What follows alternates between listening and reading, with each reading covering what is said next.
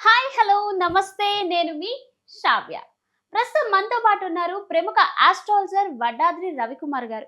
మరి సార్తో మాట్లాడి మనకున్న సందేహాల్ని సార్ మాటల్లో తెలుసుకుందాం. నమస్తే సార్. నమస్తే. ఎలా ఉన్నారు సార్? ఫైన్ అండి. సార్ ఇప్పుడు సెలబ్రిటీలో ఆస్ట్రాలజర్ ఎవరంటే మనం వేణుస్వామి గారు అని చెప్పొచ్చు. అవును. మరి ఈ పొలిటికల్ రంగంలో అతను చెప్పిన ప్రిడిక్షన్ అనేది రాంగ్ అని ప్రూవ్ అయింది. సో ఈ ప్రెజెంట్ ఈ పొలిటికల్‌లో మనకి ఏపీకి, తెలంగాణకి 2 కాంబినేషన్స్‌లో ఇద్దరు సీఎమ్స్ వచ్చారు. సో రానున్న రోజుల్లో ఈ ఇద్దరు సీఎమ్స్ ప్రజలకి మంచి జరుగుతుందా? లేదా అంటే ప్రజలు వీళ్ళని ఓట్లేసి గెలిపించారు కదా! సో వీళ్ళు మంచి చేస్తారనే పాయింట్‌తో ప్రజలందరూ ఉన్నారు. సో వీళ్ళు మంచి చేస్తారా? లేదా ఎలా ఉండబోతుంది సార్ కమింగ్ జనరేషన్‌లో? జనరల్‌గా నేను ఆస్ట్రాలజీ చెప్పినప్పటి నుంచి ఫస్ట్ నుంచి ఒకటి చెప్తున్నానండి. అంటే ఇది నీచభంగ రాజయోగం టైం. హ్మ్. జనరల్‌గా మనం ఆల్మోస్ట్ చాలామంది స్ట్రాటజీ చెప్పిన వాళ్ళు, మీరన్న వేణుస్వామి గారు లాంటి సెలబ్రిటీ ఆస్ట్రాలజర్స్ కూడా హ్మ్. ఆల్మోస్ట్ కొద్దిగా ఫెయిల్ అయ్యారు. బట్ అవును. నేను కొద్దిగా డీటెయిలింగ్‌గా చూసినప్పుడు ఏపీలోని ఇద్దరు పాలించడం గాని, మధ్యంతరం గాని వస్తదని చెప్పాను. హ్మ్. వన్ పాయింట్ ఆఫ్ వ్యూలో నేను చెప్పిన రెండిట్లకి నేను అడ్మిట్ అయ్యి ఉంటాను. ఓకే. ఎందుకంటే ఇద్దరు పాలించడం అనేది ఇప్పుడు జరుగుతుంది. 2 హ్మ్. పార్టీస్ డిప్యూటీ సీఎం ఒక పార్టీ, సీఎం ఒక పార్టీ. హ్మ్. ఈ 2 జరుగుతున్నాయంటే ఇప్పుడు నేను జనరల్‌గా జ్యోతిష్యంలో ఎప్పుడో ఒక మాట చెప్తా. ప్రజల కర్మ బట్టే నాయకుడొస్తాడు. హ్మ్.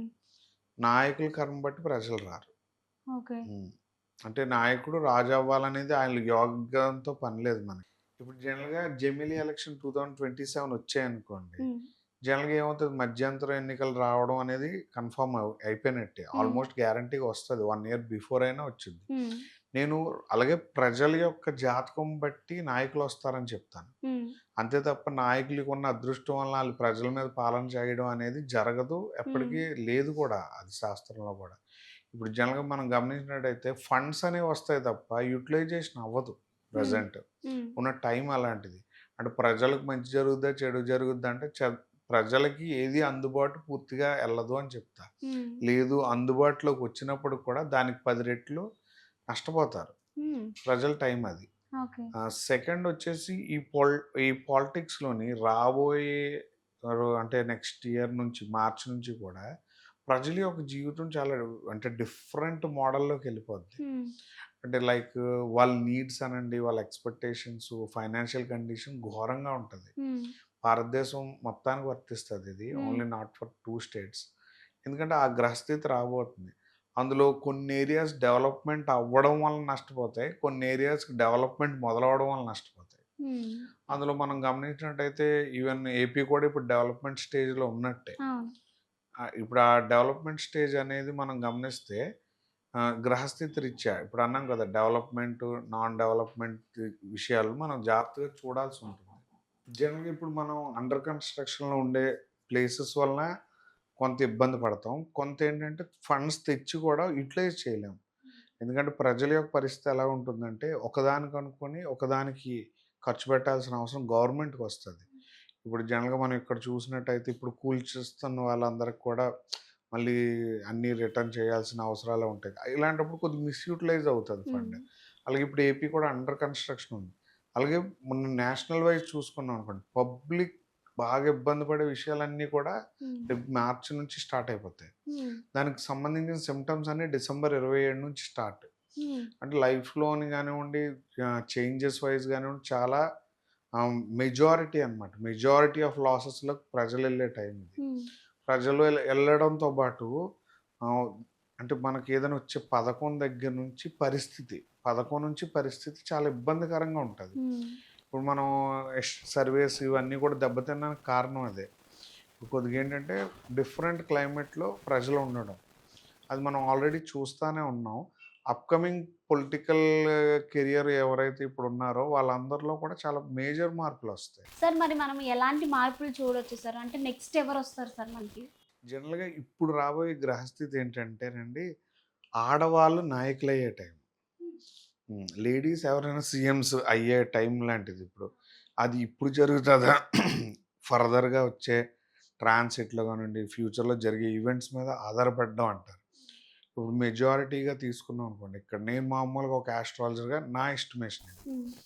ఇక్కడ లేడీ లీడర్స్‌లో కొద్దిగా రెప్యూటెడ్‌గా ఉండి, కొద్దో యోగం కనిపిస్తుంది. నాకు కవిత గారు నెక్స్ట్ సీఎం క్యాండిడేట్‌గా వచ్చే అవకాశం ఎక్కువ ఉంటదనుకుంటున్నా. హ్మ్. లేదు ఆవిడ ఫేమ్ మీద పార్టీ అనేది ముందుకు రావాలి. ఎందుకు ఈ హ్మ్. మాట అంటున్నానంటే నేను చాలామందిని అబ్జర్వ్ చేశాను. హ్మ్. నేను మాక్సిమం రాహు మహర్దశ ఉన్న వాళ్ళందరూ కూడా డిజాస్టర్ తర్వాత రూలర్స్ అయ్యారు. హ్మ్. అందులో కేసీఆర్ గారి జాతకం కూడా దానికి దగ్గరగా అవును. ఉంటుంది.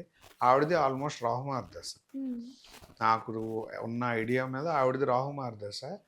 ప్రెజెంట్ ఆవిడ చూడండి ఇప్పుడు జైలుకెళ్ళి ఇప్పుడు బెయిల్ మీద ఒక ఇష్యూలో ఎంత హ్మ్. నేషనల్ ఇదయ్యారంటే ఆల్మోస్ట్ ఒక యోగం స్టార్ట్ అయింది ఆవిడ. హ్మ్. ఆ యోగం రానున్న 5 నెలల్లో కనిపిస్తది. హ్మ్. అంటే ఆవిడ చరిష్మా పెరుగుతది. చరిష్మా బట్టి మరి ఆళ్ళు ఇంటర్నల్‌గా ఉండే దీన్ని బట్టి ఎలా జరుగుతది ఏంటనేది రానున్న కాలం సమాధానం చెప్పొద్దు. నేనైతే ఇద్దరు లేడీస్‌కి ప్రయారిటీ ఇస్తాను. ఆహ్, ఆంధ్రాలో షర్మిగల్ గారిది కొద్దిగా రైజ్ అవుతారు. చీలిక తెస్తారావిడ. హ్మ్. మేజర్ పార్టీగా ఆవిడ చేతిలో ఆ పార్టీ అంటే ఎన్‌లైట్‌మెంట్‌లోకి అంటే లైటింగ్‌లోకి రావచ్చు. హ్మ్. అంటే ఆవిడ మీద ఫోకస్ పెరుగుద్ది పబ్లిక్‌కి. ఆవిడ కొద్దిగా ఏంటంటే నోటెడ్‌గా ప్రజల్లో చీలిక తెచ్చే పరిస్థితి ఉంటది. ఇక్కడ హ్మ్. కవిత గారికి మాక్సిమం 99% ఛాన్స్ ఉంటది. ఓకే. అంటే ఆవిడ యొక్క చరిష్మా మీద పార్టీ మళ్ళీ ఫామ్‌లోకి రావడం అనేది ఖచ్చితంగా జరిగే తీరాలి. హ్మ్. అందులో ఏంటంటే నేను అన్నాను కదా! ఒక యోగం డిస్టర్బెన్స్ తర్వాత వస్తది. నేను ఇలా డిస్టర్బెన్స్ వచ్చిన తర్వాత నాయకులైన వాళ్ళని చాలామందిని చూశాను. నాకు తెలిసి హైదరాబాద్ ప్రజలు కూడా ఎక్స్‌పెక్ట్ చేస్తారేమో అని అనుకుంటున్నాను. కానీ నా ప్రిడిక్షన్ ఆవిడ అవుతారని. హ్మ్. అలాగే ఏపీలో మేజర్ లీడరు షర్మిల గారు అవుతారు. సార్ ఇప్పుడు నాకొక డౌట్. జనరల్‌గా అందరూ అంటుంటారు కదా సార్! లైక్ ఎవరైతే సీఎం క్యాండిడేట్‌గా పోటీలో నిల్చుంటారో, హ్మ్. వాళ్ళు జరిగే ముందు ప్రతి ఒక్కళ్ళు జైలుకెళ్ళొస్తే వాళ్ళు అవుతారు అని అంటుంటారు అవును. కదా! అది నిజమేనా సార్? నిజమే. ఎందుకంటే మీరు కృష్ణుడు కూడా ఎక్కడ పుట్టాడు? హ్మ్. జైల్లో పుడతాడాయన. హ్మ్. జనరల్‌గా మీరు గమనించినట్టయితే కృష్ణుడు జైల్లో పుట్టాడు. కానీ హ్మ్. కృష్ణుడు ఎళ్ళిన ప్రతి వాళ్ళకి రాజ్యం వచ్చింది. హ్మ్. అందుకే జైలుకి సంబంధం ఉంటది. అంటే జైలు అనేది ఏంటంటే బంధించి వదలడం లాంటిదనమాట. హ్మ్. కృష్ణుడిని గమనిస్తే అందరికీ రాజ్యాలు ఇప్పించింది ఆయనే. బలరాముడి దగ్గర నుంచి అందరికీ ఆల్మోస్ట్ హ్మ్. వాళ్ళ మదర్‌కి, వసుదేవి గారికి అందరికీ. హ్మ్. కృష్ణుడు బోర్న్ ఎక్కడ జైలు. ఇప్పుడు శ్రీకృష్ణ జన్మస్థానంకెళ్తే యోగం వచ్చినట్టే కదా! హ్మ్. అంటే కృష్ణుడు మనతో ఉన్నట్టనమాట. ఓకే. అందువలన ఏంటంటే రాజ్యం పడతది. ఈవెన్ గాంధీ గారిని కూడా జైల్లో పెట్టిన అవును. తర్వాతే, హిట్లర్ గారు అంతే. అంటే చరిత్రలో జైల్లో బంధించబడి వచ్చిన వాళ్ళందరికీ రాజయోగాలు పడతాయి. హ్మ్. అదొక కర్స్డ్ ప్లేస్ కింద చూస్తారు. శిక్ష వేరు, హ్మ్. యోగం వేరు. జనాల్లో ఉండే ప్రతి వ్యక్తి జైలుకెళ్ళి వస్తే యోగం పడతది. హ్మ్. అలాగని చెప్పి మర్డర్ చేసి ఎళ్ళం మనం. బట్ ఏదో ఒక దాంట్లో ఎళ్ళడం వలన యోగం స్టార్ట్ అవుతది. హ్మ్. అంటే ఇది ప్రతి ఒక్కరి లైఫ్‌లోనూ ఉంటుందా సార్? మెజారిటీ నీచభంగ రాజయోగం వాళ్ళకి ఉంటుంది. హ్మ్. అంటే నీచభంగ రాజయోగం అంటే టాస్క్ లేనిది అవ్వదు. ఇప్పుడు కేసీఆర్ గారు ఉన్నారు. హ్మ్. స్టేట్ విడకపోతే ఆయన సీఎం అవుతారా? హుహు. అంటే నీచభంగ రాజయోగం. కానీ స్టేట్ విడే ముందు ఆయన ఎంత స్ట్రగుల్ చేశారు. ఆ! ఉద్యమాల పేరుతోని గొడవలొచ్చాయి. ఇలాగని చేశారు కదా! హ్మ్. ఇప్పుడు అలాగే మన రేవంత్ రెడ్డి గారిని మీరు గమనించినా కూడా హ్మ్. బిఫోర్ లాస్ట్ ఇయర్ ఆయన్ని అరెస్ట్ చేసిన విధానం అవును. 1.5 ఇయర్ ముందు ఏం జరిగాయి? హ్మ్. ఇప్పుడు అదే యోగం మరి ఇప్పుడు కవిత గారికొచ్చిందిగా. అవును. కేటీఆర్ గారంటే ఇంకా ఎళ్ళలేదు. ఆయనకి ఆ బంధన యోగం రాలేదు. బట్ ఈవిడకొచ్చింది కదా! హ్మ్. అంటే చరిష్మా ఎటెళ్ళబోతుంది యాస్ట్రాలజికల్‌గా హ్మ్. ఈవిడ మీదకెళ్తది. అంటే హ్మ్. పబ్లిక్ అండ్ యోగం 2 యాక్టివేట్ అయిపోయాయి ఆవిడకి. ఓకే. అంటే రానున్న రోజుల్లో కవిత గారు మనకి ఈ సీఎం అయ్యే హైదరాబాద్‌ని ఛాన్సెస్ లేడీ ఉంటాయి. పాలించే యోగం ఉంది. హ్మ్. ఆవిడ చరిష్మా వల్ల అయినా గెలాలి హ్మ్. కన్ఫర్మ్‌గా. ఓకే. ఖచ్చితంగా నేను 99.9% ఇస్తా. 1% మీరన్నట్టు కాలానికి హ్మ్. వదిలేస్తున్నాను. ఏపీలో అయితే షర్మిల గారు మేజర్ లీడర్ అవుతారని చెప్తాను. హ్మ్. గెలుస్తారు, సీఎం అవుతారని చెప్పను గానీ, ఒక అంటే దాన్నేంటంటారంటే ఆల్మోస్ట్ ఒక రూలింగ్ పర్సన్‌కి ఎంత మెజారిటీ రావాలో అంతా వస్తది. దగ్గరగా హ్మ్. వస్తదావిడ. చీలిక తెస్తారు పబ్లిక్‌లో. హ్మ్. ఎందుకంటే రాబోయే కాలంలో కూడా మనం చూస్తాం.